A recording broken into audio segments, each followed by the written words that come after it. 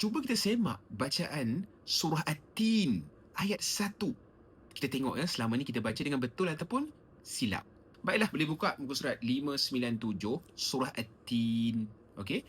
Surah-surah dalam juzuk Amma. Jom kita semak bacaan kita. Saya nak fokus pada ayat 1 saja ya. A'udzu billahi minasyaitonir rajim. Bismillahirrahmanirrahim. Okey, dengar elok-elok. Wattini wazzaitun. Okey, nak tekankan pada huruf ta.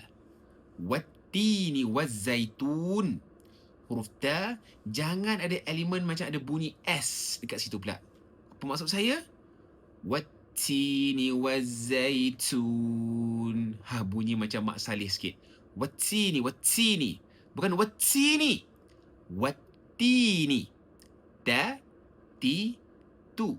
Dan bukannya ta, ti, tu. Bunyi macam kelakar. Bunyi macam tak logik. Betulkah ada orang baca macam tu? Saya nak cerita sikit ya. Saya pernah saya pernah jalankan bengkel Al-Quran dan memang ada. Ramai yang saya jumpa sebut ta, ti, tu. Ingat, sebenarnya sebutannya adalah ta, ti, tu. Tak perlu dibaca dengan bunyi s. Anda belajar satu hari ini, kalau ya komen astaghfirullah, like dan follow saya. Save video ini untuk ada rujuk di masa depan dan kongsi-kongsikanlah ilmu ini dengan kawan dan keluarga anda.